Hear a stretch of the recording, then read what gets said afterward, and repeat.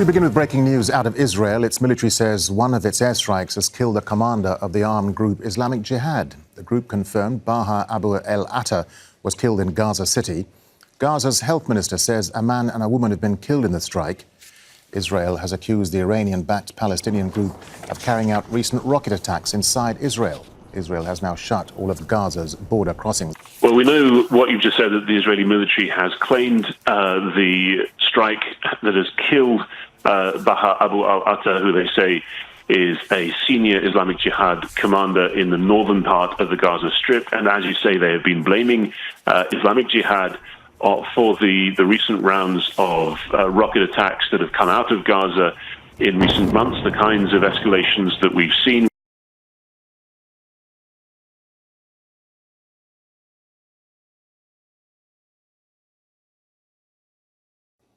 Evo Morales left Bolivia after requesting asylum in Mexico. He thanked Mexico for protecting his life and said he was hurt to leave for political reasons.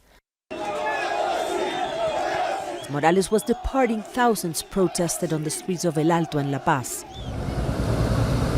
At the National Assembly, an emergency meeting. The Senate's third vice president, Janine Áñez, agreed to be sworn in as interim president to fill the power vacuum. Áñez is likely to be sworn in on Tuesday if members of Morales' party fill the quorum. She said the country must move forward. We have a timetable to have a new president by the 22nd of January. Opposition legislators and politicians hope the call for elections will help restore stability in the Andean nation.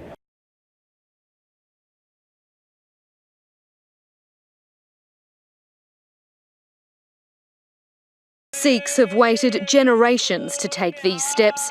Many feared they'd never live to see the day they could walk from India into Pakistan to pray at one of their religion's most holy shrines.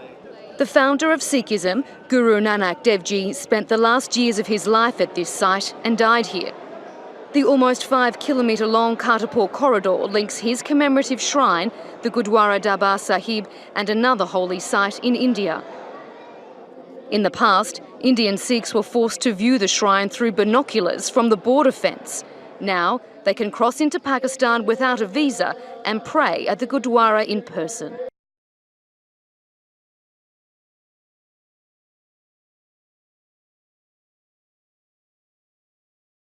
President Jimmy Carter was hospitalized Monday night ahead of a procedure to relieve pressure on his brain. That is according to the Carter Center, which released a statement on the former president's health. The center says Carter will undergo surgery at Emory University Hospital in Atlanta on Tuesday. The 95-year-old is said to be resting comfortably. He was hospitalized earlier this year for a fractured pelvis after falling in his Georgia home. He also survived a scare with cancer in 2015. Carter is the longest living president in U.S. history.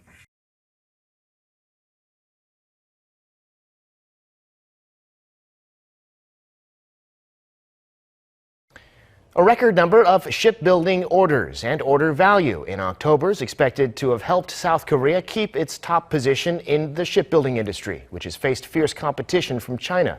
South Korea overtook China to reclaim its #1 spot in global shipbuilding orders last month. Data by Clarkson Research Services shows Korea won orders totaling 1.29 million compensated gross tons in October. That's up more than 300% on year. Order value also went up threefold to $2.6 billion last month, reaching a record high. This came on the back of growing LNG projects and increasing orders of eco-friendly ships due to stricter environmental regulations across the world. Korea won a total of 17 ships, including 4 LNG ships and 11 very large crude oil carriers, accounting for more than 80% of ship orders placed worldwide last month.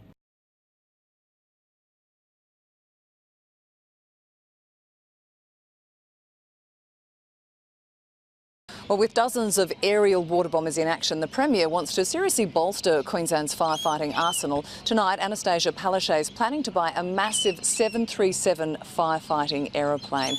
There has an ex-Army Black Hawk, leased by the state from its current owner for the firefight near Yeppoon. One of 44 planes and choppers deployed across Queensland, a small air force waterbombing fireground. And the Premier wants the big gun, our own 737, added to the fleet. Like the one that flew Mercy missions from New South Wales to the Sunshine Coast to attack the Perpetual fire.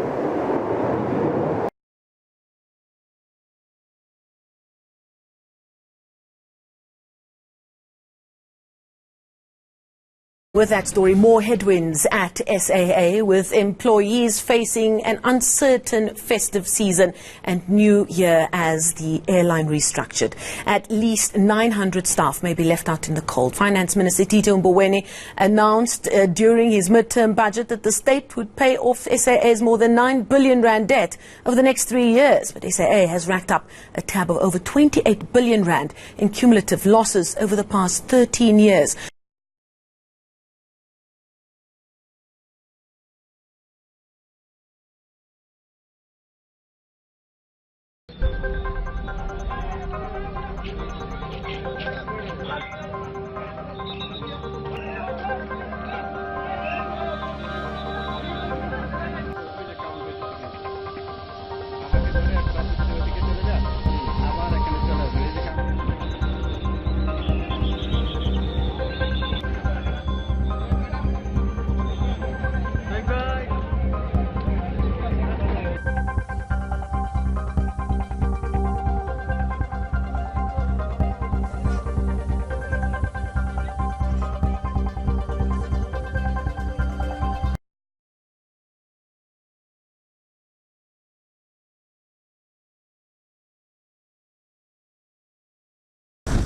Around the globe, in fair weather and foul, astronomers turned their telescopes to the sun. It is this little dot right here. On Monday, the sun shone a little less brightly as Mercury transited across it, leaving a freckle of darkness on the massive star. For a small planet, that's a pretty big deal. Transit of Mercury is cool because it just doesn't happen all that often. A transit occurs when a planet like Mercury or Venus crosses the face of the sun as seen from Earth. And every century, it only occurs for Mercury 13 times. There are only 2 planets between the Earth and Sun. The last time Mercury was visible crossing the solar face was in 2016. The next, in 2032. Transits of Venus are even rarer. If you missed it in 2012 and want to see it, live healthily. It won't happen again till 2117.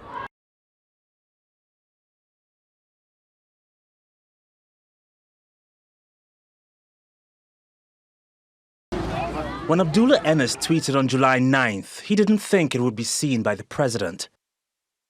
He proposed Turkey declare a national day dedicated to planting trees. To his surprise, President Recep Tayyip Erdogan retweeted him and praised the suggestion. I wanted to do something to support my country after the forest fires, so I tweeted about it. I never imagined my tweet would reach so many people. Even our president supported the idea, and here we are today. The government has called on members of the public to volunteer and get involved with the campaign.